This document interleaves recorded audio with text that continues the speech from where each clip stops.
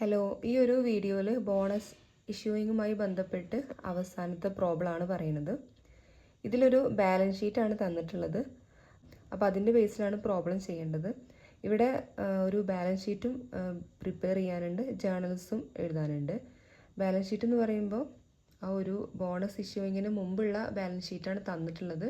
അതിന് ശേഷമുള്ള balance sheet ആയിരിക്കും പ്രിപ്പയർ ചെയ്യാനുള്ളത്, അത് സൊല്യൂഷനായിട്ട് ചെയ്യാനുള്ളത്. പിന്നെ ജേർണൽസ് പഴയ പോലെ തന്നെയാണ്, ചെറിയ വ്യത്യാസമേ ഉള്ളൂ. ആ വ്യത്യാസമുള്ള ഭാഗം ഞാൻ പറയുള്ളൂ, വീഡിയോയുടെ ലെങ്ത്ത് കൂടാണ്ടിരിക്കാൻ വേണ്ടിയിട്ട്. മറ്റതൊക്കെ മുന്നേ പറഞ്ഞ കാര്യങ്ങളായിരിക്കും. ഇനി ഇതിൽ പറഞ്ഞിട്ടുള്ളത് ഷെയർ ക്യാപിറ്റൽ കണ്ടാൽ അറിയാം, 5000 ഷെയർസ് ഓഫ് ₹100 ഈച്ച് എന്ന് പറയുന്നുണ്ട്, ₹60 പെയ്ഡ് എന്ന് പറയുന്നുണ്ട്. അപ്പോൾ അതിൻ്റെ അർത്ഥം 40 അൺപെയ്ഡ് ആണ്, 60 റുപ്പീസ് ആണ് പേ ചെയ്തിട്ടുള്ളൂ. അതുകൊണ്ട് തന്നെ എന്താണ്, പാർട്ട്ലി പെയ്ഡ് അപ്പ് ഷെയർസ് ആണ്. അപ്പോൾ അത് നമ്മൾ തിയറി പഠിക്കുമ്പോൾ പഠിച്ചിട്ടുണ്ട്. ബോണസ് ഇഷ്യൂയിങ് ആണെങ്കിൽ പാർട്ട്ലി പെയ്ഡ് അപ്പ് ഷെയർസ് എന്താണെങ്കിലും ഫുള്ളി പെയ്ഡ് അപ്പ് ഷെയർ ആയിട്ട് കമ്പനി കൺവേർട്ട് ചെയ്യണം. അപ്പോൾ അതിനായിരിക്കും ഫസ്റ്റ് പ്രയോറിറ്റി എന്നുള്ളത്. അപ്പോൾ ഇവിടെ ബോണസ് ഇഷ്യൂ ചെയ്യുമ്പോൾ അത് ഫുള്ളി പെയ്ഡ് അപ്പ് ആക്കാനായിരിക്കും കമ്പനി ആദ്യം ചെയ്യുന്നുണ്ടാവുക. അപ്പോൾ ഇവിടെ ഫുള്ളി പെയ്ഡ് അപ്പ് ഷെയർ ആക്കി മാറ്റുകയാണ് ചെയ്യുന്നുണ്ടാവുക. അതിനി ബാക്കി പറയുന്നുണ്ട്. അപ്പോൾ അതാണ് അതിൻ്റെ ബേസ്. ആദ്യം മനസ്സിലാക്കേണ്ട കാര്യം, ഒന്നും പറയാണ്ട് റിസർവ് യൂസ് ചെയ്തിട്ട് അല്ലെങ്കിൽ ഏതെങ്കിലും ഫണ്ട് യൂസ് ചെയ്തിട്ട് ബോണസ് ഇഷ്യൂ ചെയ്യാന്ന് പറയുമ്പോൾ ഒരു ബാലൻസ് ഷീറ്റൊക്കെ തന്നിട്ടുണ്ടെങ്കിൽ അതിൽ ക്യാപിറ്റൽ ഫുള്ളി പെയ്ഡപ്പ് ആണോ നോക്കണം. അത് ഫുള്ളി പെയ്ഡപ്പ് അല്ലാത്ത പക്ഷം പുതിയ ഷെയർസ് ഇഷ്യൂ ചെയ്യില്ല, അത് ഫുള്ളി പെയ്ഡപ്പ് ആക്കുകയായിരിക്കും ആദ്യം ചെയ്യാം. അപ്പോൾ ഇവിടെ അങ്ങനെയാണ് ചെയ്യുന്നത്, ഫുള്ളി പെയ്ഡപ്പ് ആക്കുന്നുണ്ട്. 40 റുപ്പീസ് അൺപെയ്ഡ് ആണ്, അപ്പോൾ അത് കൺവേർട്ട് ചെയ്യായിരിക്കും ചെയ്യുന്നുണ്ടാവുക. ഇനി ഡാറ്റാസ് താഴെ പറയുന്നുണ്ട്, കമ്പനി 1,50,000 ആണ് ബോണസായിട്ട് കൊടുക്കാൻ പോകുന്നത്. ഇനി അത് ബോണസായിട്ട് ഏത് സോഴ്സ് വേണം എന്നുള്ളത് ഒരു കണ്ടീഷനായിട്ട് minimum reduction is to be made from free reserves എന്ന് പറയുന്നുണ്ട്. അപ്പോൾ അത് ഫസ്റ്റ് മിനിമം റിഡക്ഷൻ, അതായത് മിനിമം എമൗണ്ട് ആണ് റിസർവുകളിൽ നിന്ന് എടുക്കാൻ പറ്റുള്ളൂ എന്ന് പറയുമ്പോൾ ഫസ്റ്റ് പ്രയോറിറ്റി കൊടുക്കേണ്ടത്, അതായത് ബോണസ് ഇഷ്യൂ ചെയ്യാൻ വേണ്ടിയിട്ട് ഫസ്റ്റ് എടുക്കേണ്ടത് പ്രോഫിറ്റ് ലോസ് അക്കൗണ്ടിലത്തെ ബാലൻസ് ആയിരിക്കും, സർപ്ലസ് ആയിരിക്കും. അത് ഫ്രീ റിസർവ് അല്ലല്ലോ, അത് എക്സസൈസ് എടുക്കുന്ന സർപ്ലസ് എമൗണ്ട് ആണ്, അതായിരിക്കും എടുക്കുക. എന്നിട്ട് തികഞ്ഞില്ലെങ്കിൽ മാത്രമായിരിക്കും മറ്റുള്ള റിസർവുകൾ യൂസ് ചെയ്യുള്ളൂ. അപ്പോൾ ഇനി പ്രോബ്ലത്തിലോട്ട് വരാം. അവർ മാക്സിമം മൊത്തം എമൗണ്ട്, ഒരുപാട് റിസർവുകൾ അവർക്ക് ഉണ്ടെങ്കിലും 1,50,000 ബോണസ് മാത്രമേ കൊടുക്കുന്നുള്ളൂ.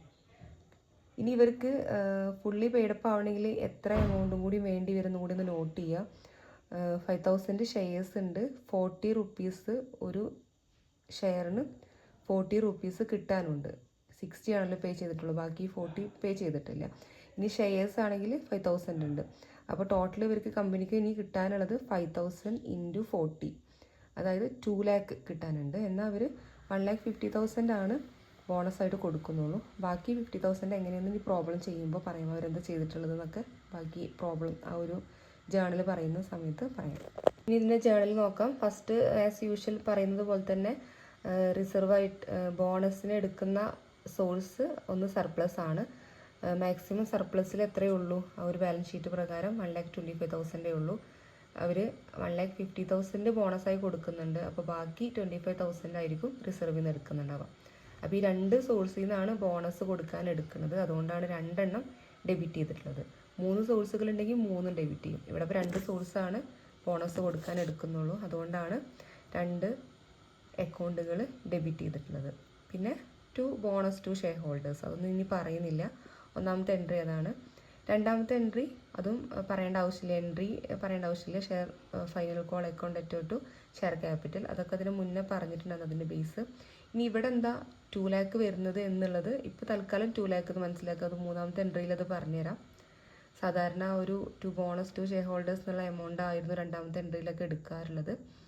ഇവിടെ എന്തുകൊണ്ടാണ് 2 lakh വന്നിട്ടുള്ളത്? ഫസ്റ്റ് എൻട്രിയിൽ 1,50,000 ഉള്ളൂ, രണ്ടാമത്തതിൽ എന്താ 2 lakh വന്നിട്ടുള്ളതെന്ന് മൂന്നാമത്തെ എൻട്രിയിൽ പറയാം.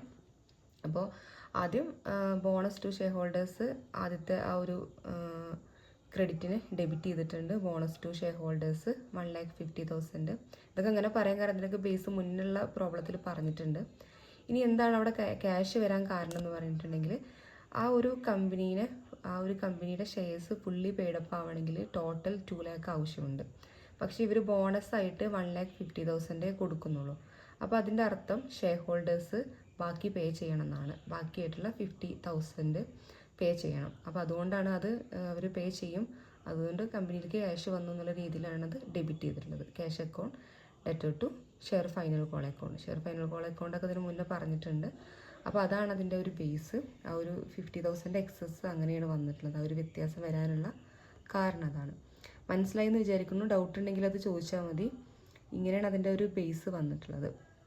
ഇനി ഇതിൽ പ്രധാനമായിട്ടും ആ ഒരു ബാലൻസ് ഷീറ്റ് പ്രിപ്പയർ ചെയ്യണതാണ്. ബാലൻസ് ഷീറ്റ് പ്രിപ്പയർ ചെയ്യുമ്പോൾ അസറ്റ് ആദ്യം പഴയ ബാലൻസ് ഷീറ്റിൽ 10 lakh ആയിരുന്നു. ഇവിടെ ഇപ്പോൾ 10,50,000 വരുന്നുണ്ട്.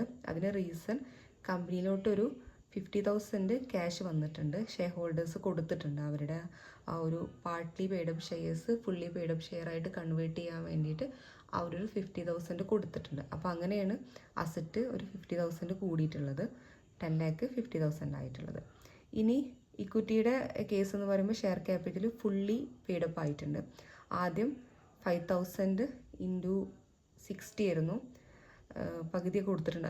അത് 60 റുപ്പീസിലൊക്കെ കൊടുത്തിട്ടുണ്ടായിരുന്നുള്ളൂ. ഇപ്പോൾ ഇത് ഫുള്ളി പെയ്ഡപ്പ് ആയതുകൊണ്ടാണ് 5 lakh ഇൻറ്റു 100 എന്നുള്ള രീതിയിൽ 5 lakh അല്ല, സോറി, 5,000 ഇൻറ്റു 100 എന്നുള്ള രീതിയിൽ 5 lakh ആയിട്ടുള്ളത്. പിന്നെ റീറ്റെയിൻഡ് ഏർണിങ്സിൻ്റെ കേസിൽ അതിൻ്റെ ഒരു നോട്ട് അപ്പുറത്തെ പേജിൽ കാണിക്കുന്നുണ്ട്. ഇതിലിതാ ഒരു നോട്ടിൽ 3 നോക്കിയാൽ മനസ്സിലാവും. Security premium account 40,000. Security premium account ഒന്നിലും എടുത്തിട്ടില്ല. അപ്പോൾ അത് അതേപോലെ തന്നെ ഇരിക്കുന്നുണ്ട്. പിന്നെ റിസർവിൽ 2,70,000 25,000 ബോണസ് കൊടുക്കാൻ എടുത്തിട്ടുണ്ട്. അപ്പോൾ ഇനി അതുണ്ടാവില്ല. അപ്പോൾ അതുകൊണ്ടാണ് ആ 2,70,000 നിന്ന് 20,000 കുറച്ചിട്ടുള്ളത്. അപ്പോൾ ഇനി ബാക്കി 2,45,000 ഉണ്ടാവുള്ളൂ. രണ്ടും കൂടി കൂട്ടിയിട്ടാണ് 2,85,000.